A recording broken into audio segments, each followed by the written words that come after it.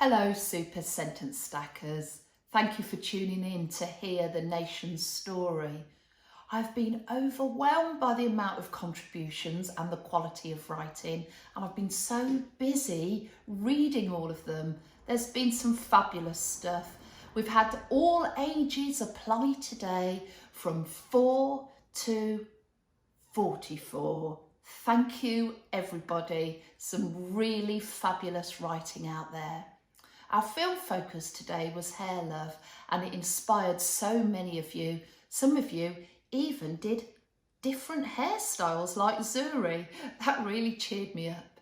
But we're here now to hear the story, and I'm going to do a roll call of those who've made it into the story today.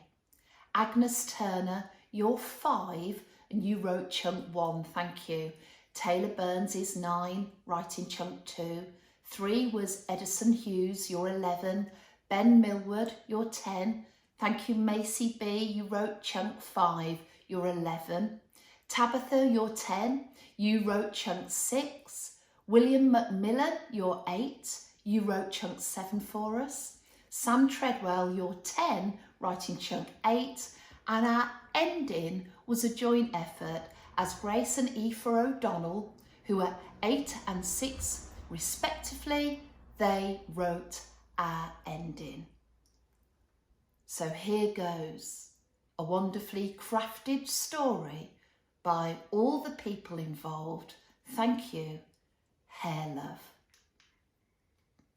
Zuri woke up and she could see her cat.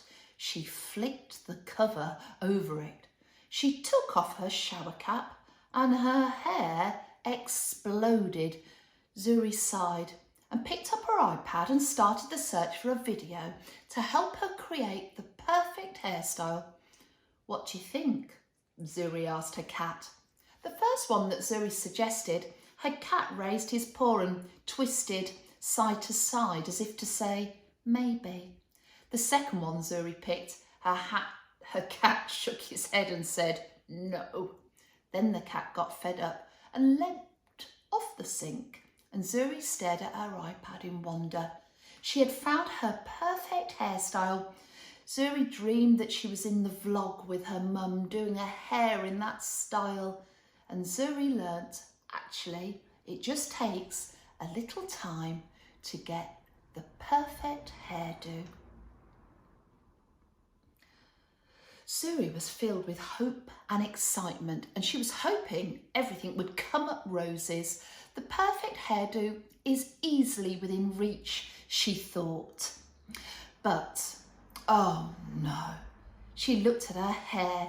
It seemed unmanageable and her dreams were crushed. What would her mum say?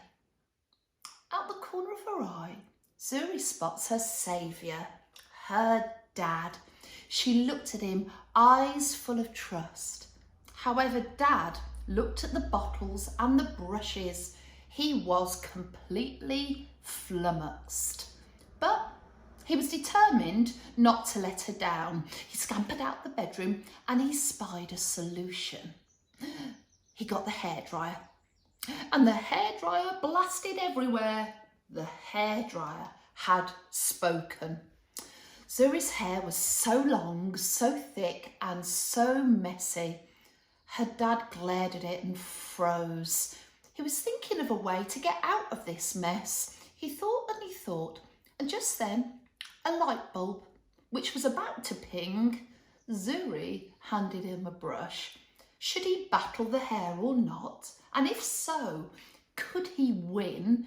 You could tell that her hair had been training, because whenever he had an idea, it knocked him off his feet. He sucked up his patience and he thought it maybe was impossible to defeat. Zuri walked away from her bedroom and slammed the door behind her. Whack!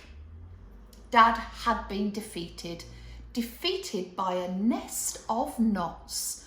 Zuri was staring at her terrified dad, who was now clinging onto the post of her bed. Can I do this? Pondered Dad with a sigh and a huff, and he noticed a solution. He picked it up, trudging over to Zuri, and he wedged it in place, and Zuri fixed her eyes upon her reflection in the mirror, her pink bobble hat. Well, he rested it on top of her afro, her blown out afro. Oh, I think I've won, he thought. Oh, what? Zuri threw it on the floor and ran, and her father ran after her, stressed, but a little bit more cautious this time. Click. She had locked the door. Oh, now what? Wondered her father. Knocking at the door, he waited. He waited patiently.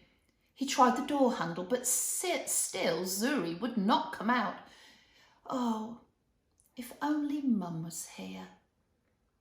Dad peered at the closed door. He knocked valiantly one more time, and when no answer came, he slumped, defeated, down next to it. 1 moment later, the door creaked open, and out came the judgmental cat, rolling his eyes in exasperation.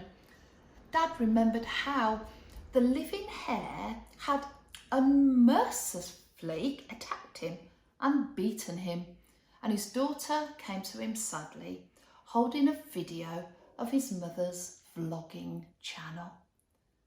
The words he heard gave him the motivation that he needed. His daughter ran gratefully into his loving arms. Shall I give it another go? He thought, and he bravely decided to have another go tackling this aggressive hare. They nodded at each other, slowly but determinedly, and they watched the magic screen throw in helpful instructions at them, and halfway through the video, the kind lady told them, "Well done, you're nearly there." The smooth hare let Dad plait it like silent snakes, and he put the plaits up in a line of lovely cocoons, and they looked like they were dangling from a charming tree. The lazy cat was licking her paws, and she looked up at the two of them to make sure she wasn't dreaming, because she saw Zuri with a new hairstyle that she always wanted too. Zuri admired her hair in the mirror, loving it so much, and they smiled at each other happily.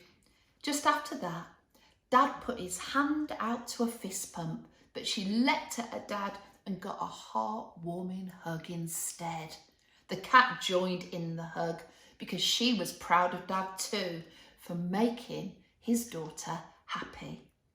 Dad smiled and signalled to Zuri that it was time, and turning on their heels, she realised she'd forgotten something very special. Grabbing the picture from the wall, the cloud of sadness that had hovered over her had blown away by a breeze of happiness. Could this really be it?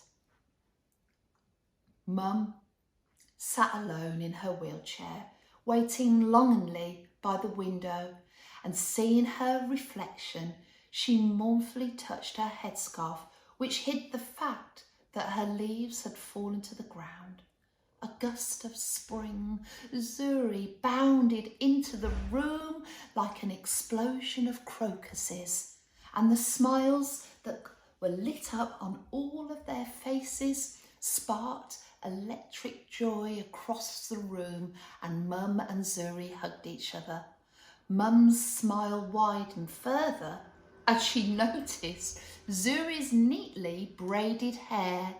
Smiling, Dad entered the room holding a colourful display of flowers, and Zuri's eyes glowed when she saw her Mum.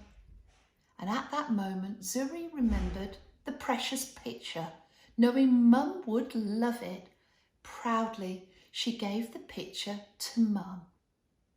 Zuri had drawn a beautiful queen just like Mum, and as Mum gazed at the picture, her heart melted. Would Mum be brave enough to take her scarf off? Slowly but nervously, Mum reached to gently unravel the golden scarf, and Zuri smiled, amazed at the beauty of her Mum. The three of them snuggled softly, wrapped in each other's arms. Oh, what a wonderful, heartwarming story. Thank you. Thank you for all of your effort in your writing. And it seems to me, every day we write, our vocabulary gets a little bit stronger and stretches further. And don't think I didn't notice all the battle vocabulary stretched through that, as that was one of our writing challenges. Thank you, everybody. Thank you for listening to the nation's story, and I'll see you tomorrow. And tomorrow we've got a gorgeous film, a film called The Piano, and I've loved this film for a very long time. I can't wait to see what happens tomorrow. I'll meet you in the Super Sentence Stackers classroom at 9:45. You need a piece of paper, a pen and a pencil, and a switched on, excited mind. We can all write our chunks together. Thank you, Super Sentence Stackers. See you tomorrow at 9:45.